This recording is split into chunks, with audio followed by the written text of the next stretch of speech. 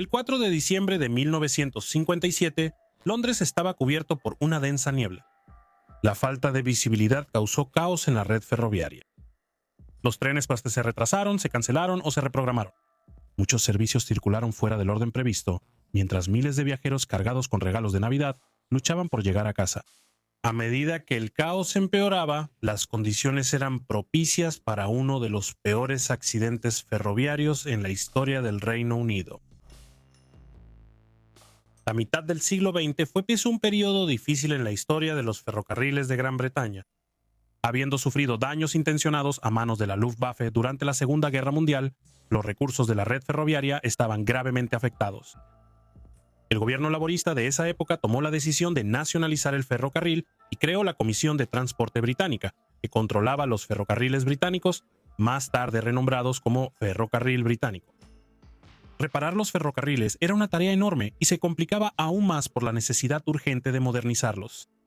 Los trenes impulsados por vapor, que dominaban los ferrocarriles antes de las guerras, eran ineficientes, requerían más mantenimiento y generaban más contaminación. Poco a poco estaban siendo reemplazados por trenes diésel y eléctricos, pero esto requería enormes cantidades de dinero y mano de obra calificada, ambos escasos tras la guerra. Además, los autos se estaban volviendo más accesibles, lo que restó algo de importancia a la red ferroviaria. Un accidente en 1952 puso en evidencia la urgencia de modernizar la red. 3 trenes chocaron en la estación de Harrow y Wilston. El accidente causó la muerte de 112 personas y dejó heridas a otras 340. Un informe del Ministerio de Transporte sobre el accidente identificó limitaciones en las señales semafóricas, las cuales eran difíciles de ver en condiciones de niebla y dependían de la concentración del conductor. En 1952, la concentración de un conductor falló y eso resultó en uno de los peores accidentes ferroviarios en la historia del Reino Unido. En ese momento, los ferrocarriles británicos ya estaban desarrollando un nuevo sistema, conocido como el Sistema de Advertencia Automática, o AWS, que aplicaría automáticamente los frenos de un tren.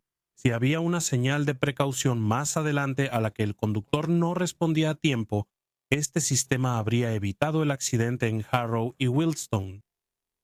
Implementar el sistema de advertencia automática era de vital importancia, pero aún tomaría tiempo. Se dio prioridad a las rutas principales, especialmente a aquellas que aún estaban controladas por señales de semáforo. Para 1957, muchas estaciones alrededor de Londres aún no habían sido actualizadas, y muchas seguían dependiendo de un sistema de señales basado en colores, que requería que los conductores prestaran atención a qué color se mostraba en la señal para determinar si había un peligro en las vías adelante. El 4 de diciembre de 1957, una densa niebla cubría Londres. Mientras la gente terminaba su trabajo o concluía sus compras navideñas, se dirigían a las estaciones de tren por toda la ciudad para comenzar su viaje de regreso a casa. El servicio de las 5:18 p.m. de Charing Cross a Hayes estaba compuesto por 10 vagones que en conjunto transportaban a casi 1.500 pasajeros. Casi todos los asientos estaban ocupados, y los pasajeros de pie llenaban también los pasillos y vestíbulos. El tren era relativamente moderno para la época, una unidad eléctrica múltiple o EMU. Se vio atrapado en el caos del horario interrumpido y no salió de Charing Cross hasta las 5:48 p.m., 30 minutos más tarde de lo que debía. Era solo uno de muchos trenes en Londres y sus alrededores que estaban fuera de secuencia, lo que dificultaba a los señalistas llevar el control de los trenes que estaban señalando. Cuando el tren con destino a Hayes se acercaba a la estación de St. John's, cerca de Lewisham, el señalista de turno ya estaba experimentando cierta confusión. Acababa de autorizar a un tren con destino a Hastings para que continuara hacia Parks Bridge Junction, pero cuando intentó informar a su colega sobre esto, por error describió el tren a Hayes en lugar del tren a Hastings. Debido a la niebla, ninguno de los señalistas pudo verificar con qué tren estaban tratando. La confusión se agravó por el hecho de que ambos trenes eran de un tipo similar. Mientras lidiaban con esta confusión, le señalaron al tren de Hayes que se detuviera.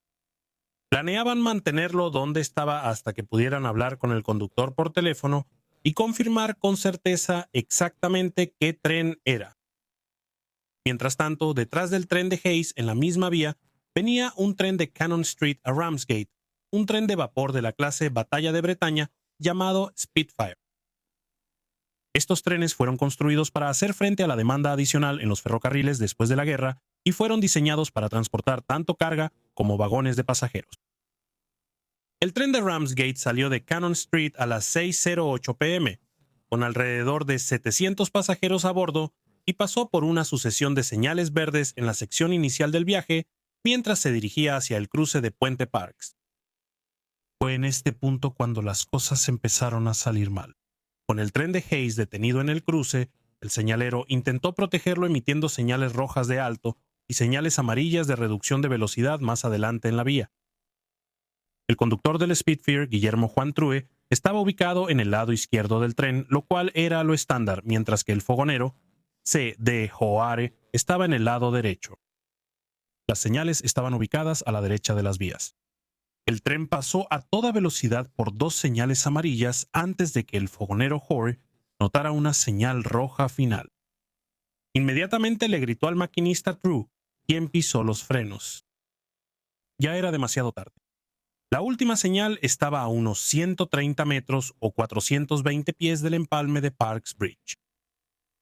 No era suficiente distancia para detener un tren que viajaba a 48 kilómetros o 30 millas por hora. El tren de vapor chocó contra la parte trasera de la unidad múltiple Electric a las 6:18 p.m. La tripulación del tren de Hayes había activado los frenos del tren mientras hablaban con el señalero. Esto significó que, en lugar de que el tren de Hayes fuera empujado hacia adelante, fue aplastado, y los vagones traseros se metieron dentro de los que estaban al frente.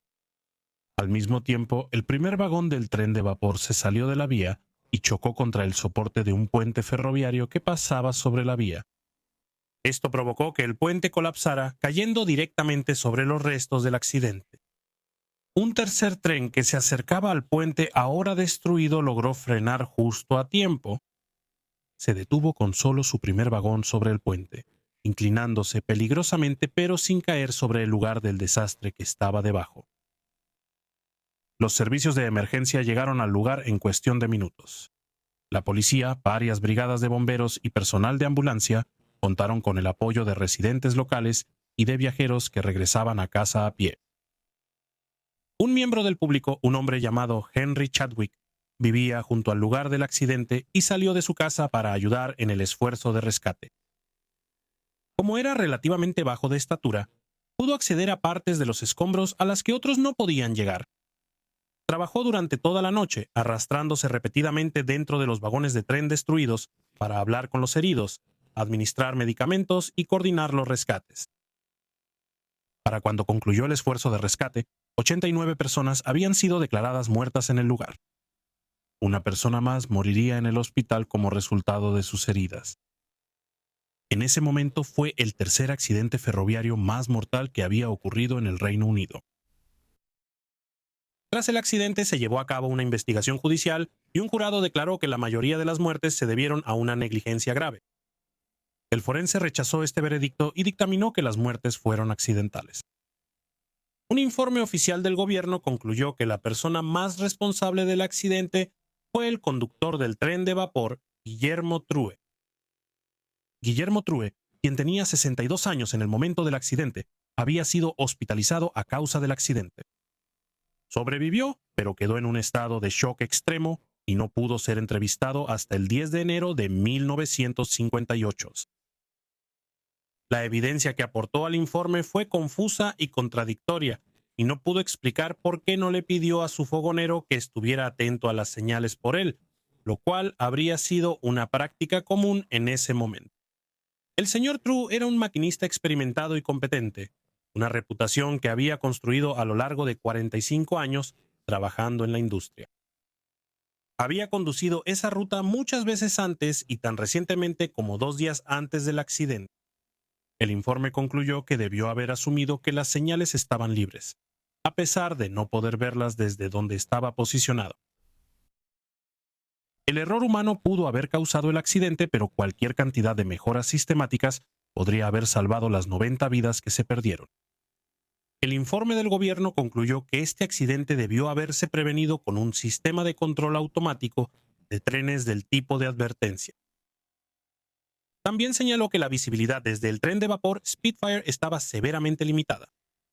La ventana real era pequeña y estaba en el lado equivocado del tren para ver las señales de advertencia. Agregó que si True hubiera estado a cargo de un tren eléctrico o diésel eléctrico sin obstrucción frente a la cabina del conductor, difícilmente habría dejado de ver las potentes luces de colores. El conductor True fue juzgado por homicidio involuntario, pero el jurado no pudo llegar a un veredicto. En un segundo juicio fue absuelto. La introducción del sistema de frenos de emergencia AWS se aceleró, pero aún así tomó décadas para que se implementara completamente en toda la red ferroviaria británica. Para las familias de las 90 personas que nunca regresaron a casa del trabajo o de las compras navideñas esa noche, la modernización de los ferrocarriles británicos llegaría demasiado tarde. Sus vidas nunca volverían a ser las mismas.